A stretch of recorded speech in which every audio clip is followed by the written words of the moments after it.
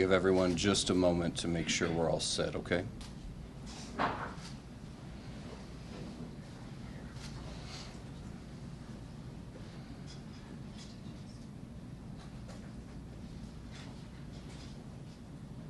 Jamie?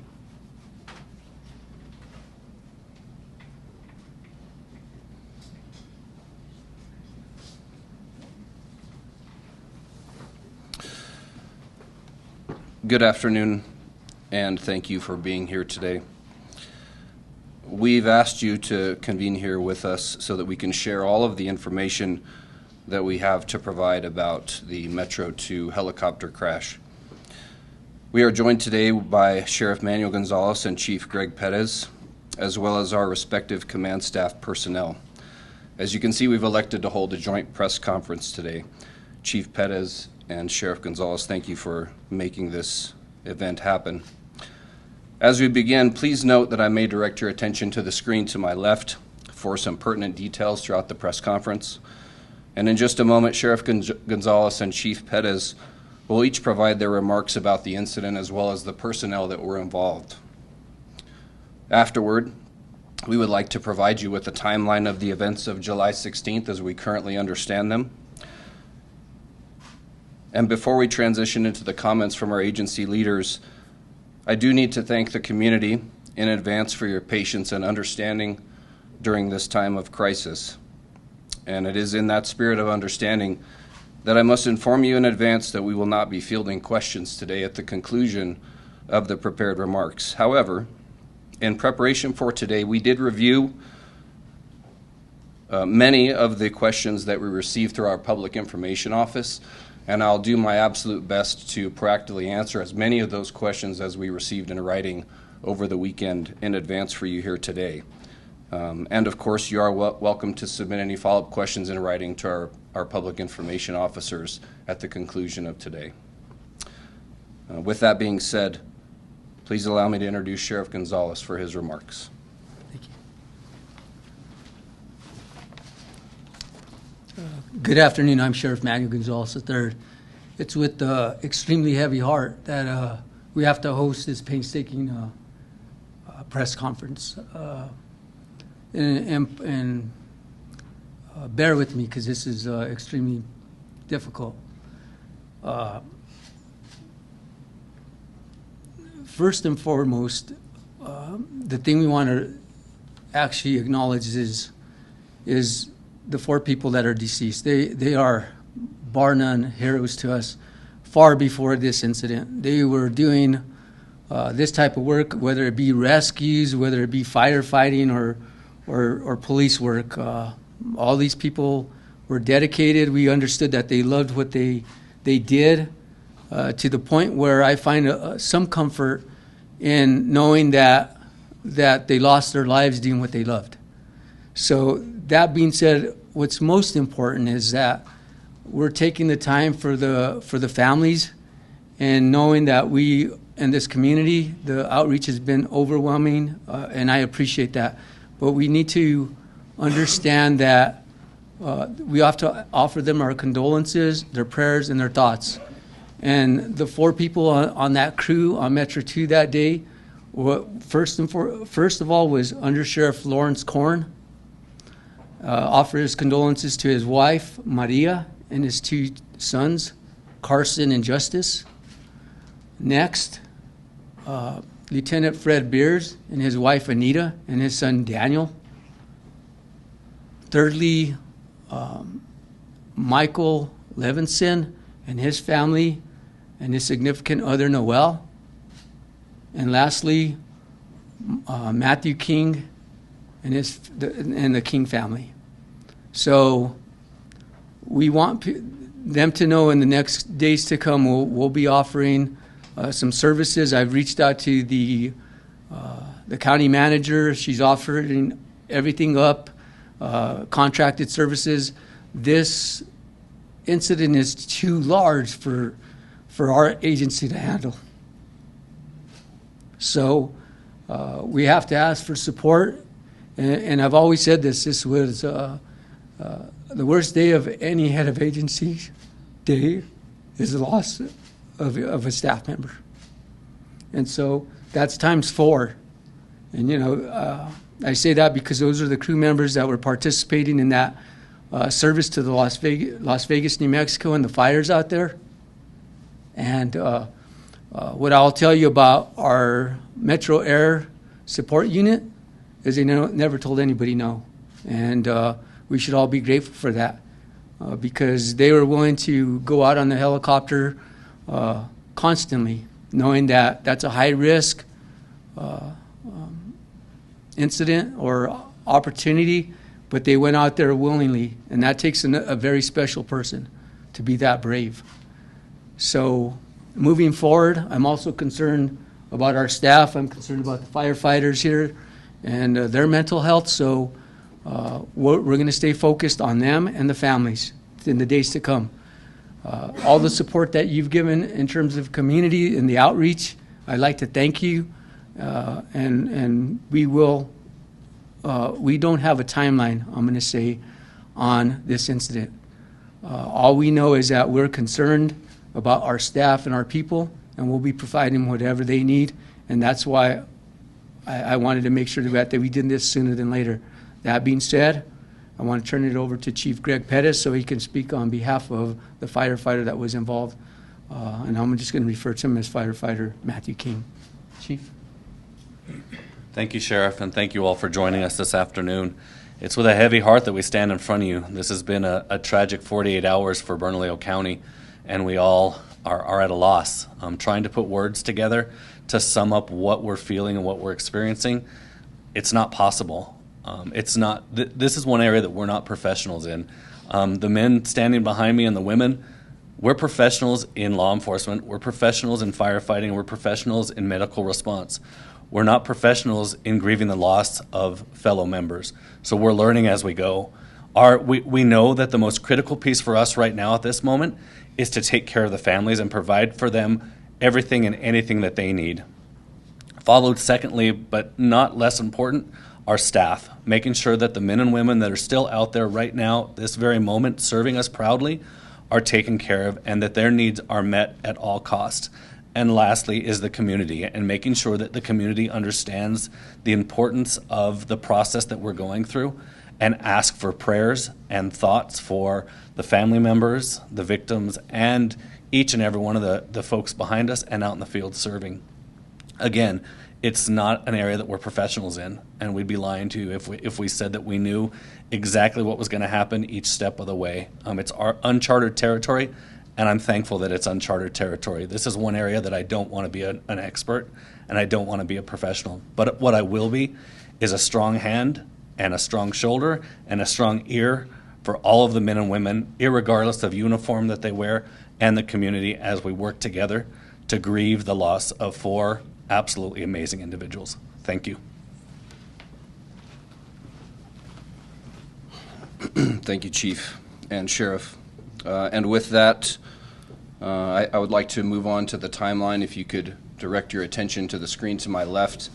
I do have some details about July 16th and what specifically our air unit was doing. Again, I mentioned earlier that this is to the best of our current knowledge. You know, if we do have a correction or revision to some of this information, we will ensure that that is disseminated to you as quickly as we learn about it. But let's start with the morning of July 16th. At around 10:56 hours in the morning, our crews left Double Eagle Airport for a PR event at Valle del Oso on South 2nd Street. They arrived at approximately 11-12 hours. They remained there for several hours at this event, departing at 12:48 in the early afternoon. And they went to retrieve several kayaks that had been left on the Rio Grande River from a previous day's events near Rio Grande and Chamizal Road. Roughly 18 hours, we arrive at Double Eagle Airport. That would have been to do another series of checks before they depart on the longer mission and fuel up as well. 13:48, they depart Double Eagle Airport en route to their primary mission that day, which as we mentioned in the previous press release, was to assist with the East Mesa fire. Specifically, they were looking at doing bucket drops and some short haul movements to provide equipment and logistical support for some of the fire crews that were on the ground actively fighting that wildfire. 1450 hours that afternoon, they arrive on scene and begin to do their logistical setup to accomplish the objectives of that mission. 1505 hours, they launched from the initial scene and performed approximately 20 bucket drops before landing, serving various hot spots and directed by ground crews as far as where they wanted those bucket drops done specifically. 1619 hours that afternoon, they arrive at the Las Vegas airport to refuel. 1632 hours, they again depart the Las Vegas airport to perform several more bucket drops. It's unknown exactly how many additional bucket drops they performed on the second run. 1822 hours, they arrive at the Las Vegas airport to refuel, and they've considered their mission completed for that day, and they make preparations to depart back to Albuquerque. 1836 hours, they depart the Las Vegas airport to return back to Double Eagle. And 1918 is their last known location just south of Las Vegas, New Mexico, where, as you all know, the crash site is located there in the hills just south of the city. The response to an incident of this magnitude is quite honestly unprecedented. And one of the amazing things about the law enforcement and first responder family is that the support we receive from one another during these times of need. And we are eternally grateful for that support from all of the agencies around the state who either provided direct support or simply offered their condolences to us over the last several days. There are, however, several specific agencies that I do believe deserve recognition by name. The first individuals who arrived on scene were two officers from the New Mexico State Police. I think it goes without saying that it's extremely disturbing to think about the scene that they arrived on. And we know that these two officers attempted to render aid to the crash victims on scene when they arrived.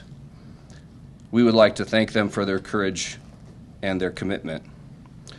Second, the San Miguel County Volunteer Fire and Rescue personnel, who also responded to the scene, had the unthinkable task of assisting with the situation in and around the crash site. The Garfield County, Colorado Sheriff's Office, who also provided us with some very unique assistance related to one of our next of kin notifications. And lastly, the Albuquerque Police Department for their assistance with the OMI escort that took place yesterday afternoon, as we all saw.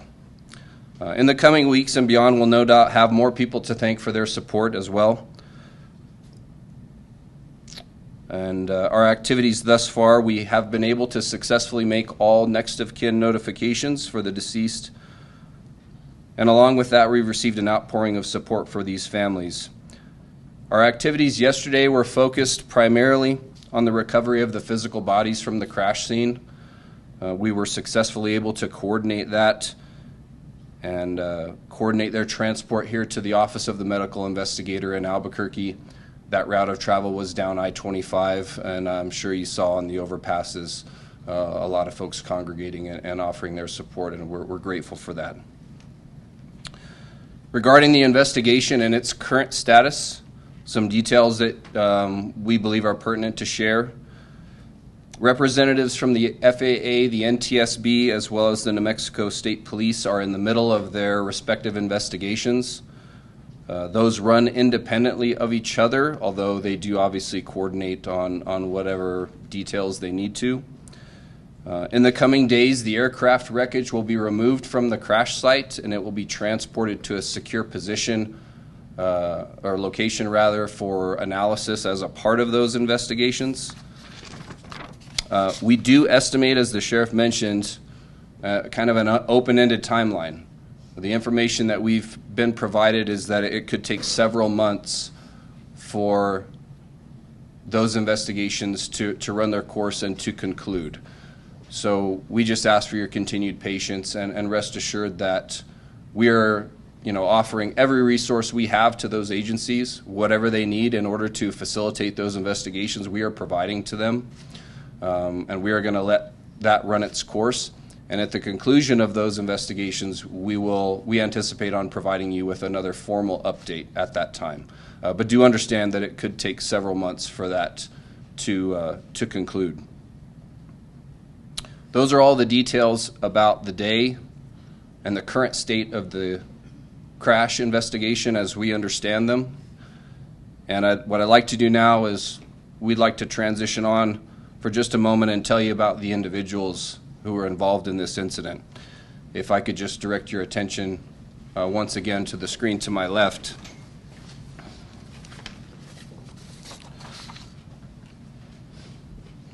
First, Under Sheriff Larry Corrin.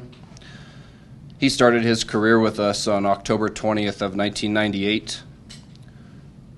He had over 23 years of service.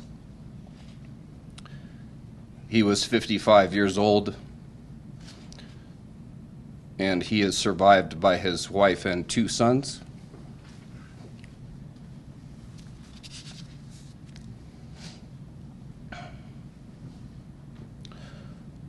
Lieutenant Fred Beers.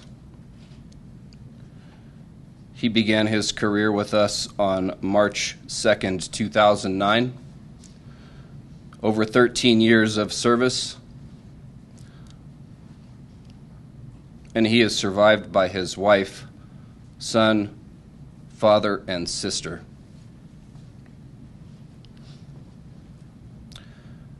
Deputy Michael Levison.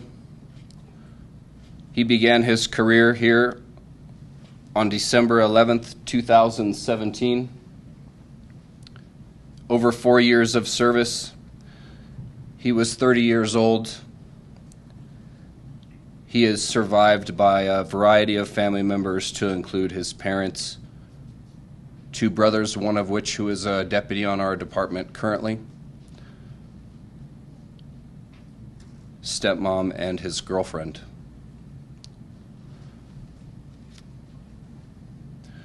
Lieutenant Matthew King from Bernalillo County Fire Rescue.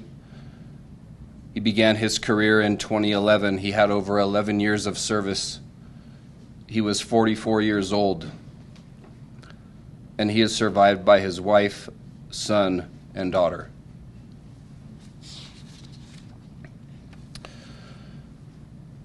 To conclude this afternoon, we've curated a collection of photos that we would like to share with you as we join in a moment of silence for these 4 brave individuals who are no longer with us.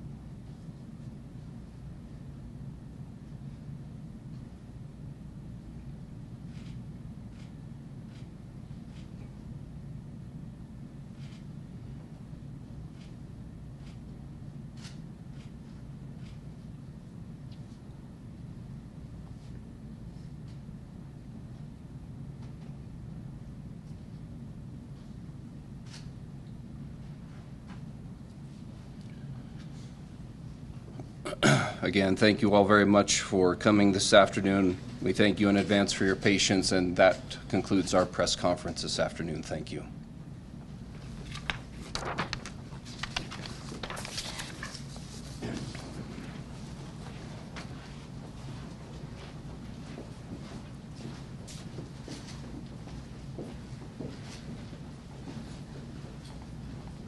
Chief, go ahead.